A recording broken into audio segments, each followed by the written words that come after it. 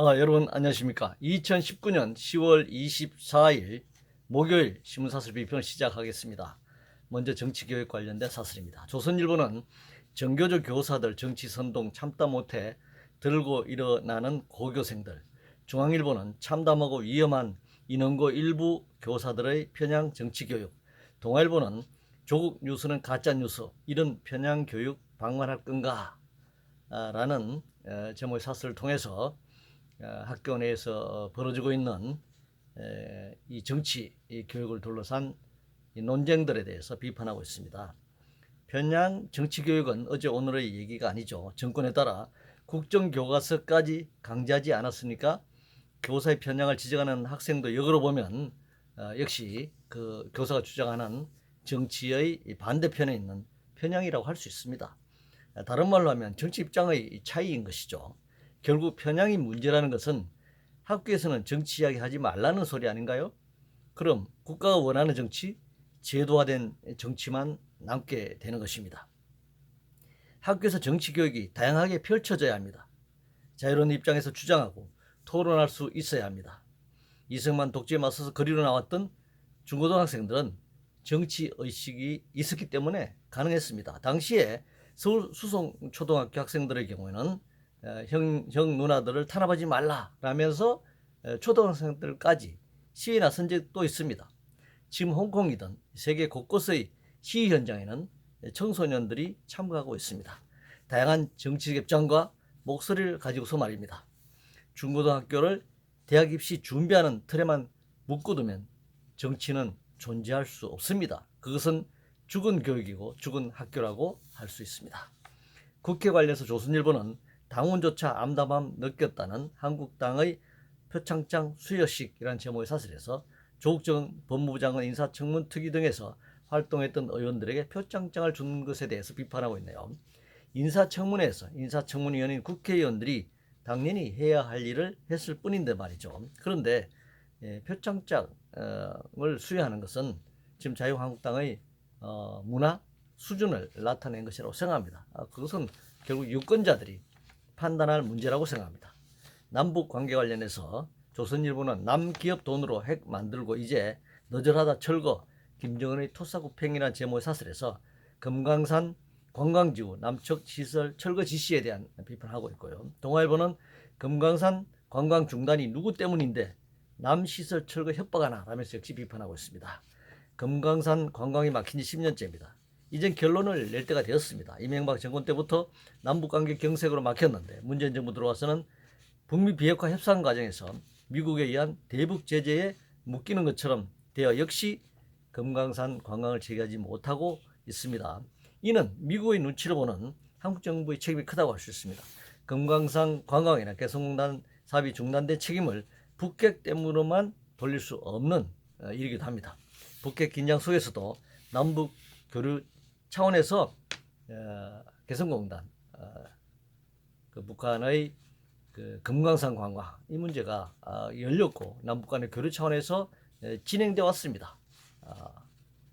북핵 관련된 대북 제재에 이 문제를 묶어두고 있고 미국이 이것을 한국이 아무런 문제 제기 없이 순응하고 있음으로써 발생한 문제인데 만약 그렇다면 지금처럼 그대로 시설물을 둘 수는 없는 문제 아닌가. 남북 간에 어떤 형태로든지 이걸 처리해야 한다. 이렇게 생각합니다.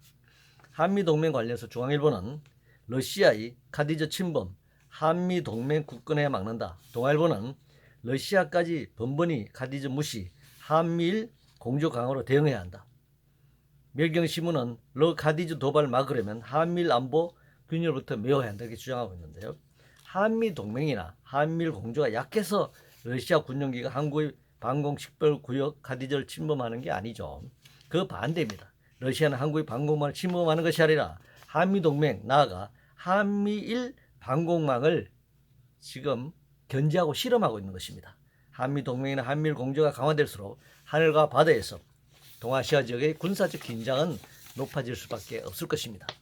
경제정책 관련해서 한국경신문은 지금 정책 안 바꾸면 머지않은 미래에 큰 비용 치른다라는 제목의 사설에서 재정 방파제 쌓기로는 4차 산업혁명 파고 못 넘어 경제 활력 살릴 탈규제야말로 선택하는 필수다. 문화일보는 2% 붕괴 눈앞, 돈 풀어 눈속임 하려다 지향 더 키운다 라면서 경제정책을 비판하고 있는데요.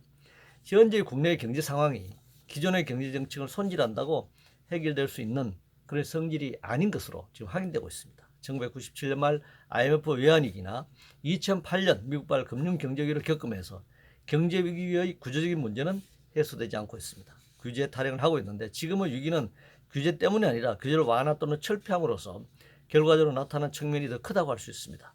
성장률이 낮다고 위기가 아니라 높은 성장률을 유지한다고 하더라도 그런 나라도 이 구조적인 자본주의 경제 위기를 피할 수는 없습니다. 건설노동자 관련해서 한국경신문은 건설노조 횡포 방관하는 고용부 이런 게 소극 행정 아닌가라는 제목의 사설에서 조합원 우선 채용을 압박하고 있는 건설노동자들 행태를 지금 비판하고 있는데요. 현상만 보지 말고 건설노동자들이 처하고 있는 구조 문제를 보는 것이 필요합니다. 일정 기간 사업장에 고용되어 있지 못한 일해야 하는 건설노동자들은 건설 현장을 지키는 것이 매우 중요한 문제죠. 생존의 문제입니다. 전체적으로 연간 2,400명 노동자들이 산재로 사망하고 있는데 그중에 건설 노동자들이 가장 많은 비중을 차지합니다. 건설 현장은 다른 어떤 산업이나 현장보다 위험하고 고용은 불안하기 그지없습니다. 고용노동부는 이름 그대로 건설 노동자들의 고용 안정과 산재 예방에 초점을 맞추는 그런 행정을 펼쳐야 할 것입니다. 압수수색 관련 산업경신문은 법치 수호, 경찰 누가 저런 꼴을 만들고 있는가라는 제목의 사설에서 미국 대사관저 담을 넘어 시위를 벌인 대진년 한국대학생 진보연합 사무실을 압수수색하는 현장에서 벌어진 부분에 대해서 얘기하고 있는데요. 경찰이나 검찰이 무조건 들이닥쳐 압수수색 과정에서 인권유린과 탈법이 그동안에 벌어졌습니다.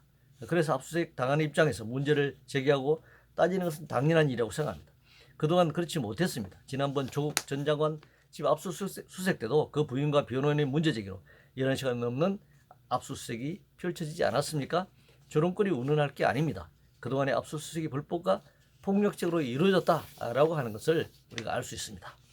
경제 리스크 관련해서 매일경제신문은 노조 리스크에 존폐기 몰린 르노삼성, 한국 GM을 비판하고 있는데요. 노조를 비판하고 있습니다. 노조 리스크 운운하는 것은 굉장히 궤변이라고 할 수 있습니다. 자본주의 사회에서 노조 리스크가 어떻게 경제의 원인이 됩니까? 자본주의 자체의 리스크의 현상으로 나타날 뿐입니다. 굳이 노조 리스크를 말하라면 자본에 대항하는 노조가 타락하나 무력화될 때 노동운동 자체의 리스크의 측면에서 노조 리스크라고 말할 수 있지만 노조 리스크 때문에 기업이 위기에 빠지고 자본주의 체제가 위기에 빠진다. 그것은 순서를 거꾸로 말하고 있는 것입니다. 대학 입시 관련해서 매일경신문은 대통령 한마디에 대입 경쟁 오락가락 해도 되나라는 제목의 사설에서 정시 확대 대통령이 그런 방침을 밝혔고 지금 그렇게 이제 추진하려고 하는데 이런 부분에 대해서 비판하고 있네요. 그동안 수시 과정에서 벌어졌던 스펙을 통한 탈법과 불법 입학이 조국 사태로 드러나자 다시 정시 확대를 지금 말하고 있는데요. 왜 교육 정책을 대학 입시에만 초점을 맞춰놓고 있는지 묻지 않을 수 없습니다. 학교의 교육이 지금 죽어가고 있습니다. 학생들이 신음하고 있습니다. 행복한 꿈을 꿔야 할 청춘들이 시들어가고 있습니다. 권력과 부를 동원한 소수의 자녀들이 출세하고 나머지는 모두 덜레를 세우거나 희망을 포기하는 병든 학교를 언제까지 방치할 것입니까? 대학이란 말뜻은 그대로 크게 배우는 것입니다. 크게 배운다는 것은 학교, 대학 울타리뿐만이 아니라 세상 곳곳에 배움의 터전이 있다는 것을 말하는 것입니다. 모든 학생을 대학이라는 울타리에 집어넣어 줄서기 하는 야만적인 이 사이비 교육을 중단할 때가 되었습니다. 전면적인 대학 구조조정, 전면적인 교육개혁, 혁명적 교육개혁이 필요한 시점이다 이렇게 생각합니다. 청년수당 관련해서 문화일보는 박원순, 이재명, 청년 용돈, 살포 경쟁, 납세자가 막아야 한다 이렇게 주장하는데요. 청년수당을 용돈으로 표현하는 자체가 문제입니다. 문제가 있다면 소수의 한정에 지급하는 것이 문제라고 할 수 있죠. 아예 대상 연령층 전체에 청년층 전체에 지급하는 것이 옳습니다. 그것도 수당이 아니라 기본소득으로 개념으로 하는 것이 좋겠다라고 생각하고 더 나아가서는 전체 국민에게 기본소득을 지급할 수 있는 방안을 마련하는 것 이것에 그 연구와 작업에 착수해야 된다 생각합니다. 조국 관련해서 문화일보는 이젠 문정권 핵심 조국 불법 혐의 성립 없이 수사라라고 이제 촉구하고 있네요. 조국 부인과 그 친인척들이 구속되거나 조사를 받고 있습니다. 조국을 포함해 그 일가 친척들이 공정윤리법, 특가법상의 뇌물, 알선수재, 국고손실, 자본시장법의 주가조작, 특경법의 횡령, 뇌물공여죄, 조세범 처벌법 위반 혐의로 지금 고발되어 있습니다. 조국은 지금 검찰의 피의자가 아니라 피고발자 신분인 상태라고 검찰총장이 이 국감에서 말한 바가 있습니다. 그러나 피의자 신분을 면하기는 어려울 것으로 보입니다. 그가 민정수석으로 해야 할 업무라면 고위공직자와 그 직계가족의 비리를 이제 감시하는 것인데, 자신이 고위공직자였고 자기 부인이 범죄 행위를 하는 것을 감시하지 못했다면 직무유기자 공직자윤리법을 위반한 셈이기 때문에 피의자 신세를 면치는 어려울 것이다, 이렇게 생각합니다. 이상으로 2019년 10월 24일 목요일 심사설 비평을 모두 마치겠습니다.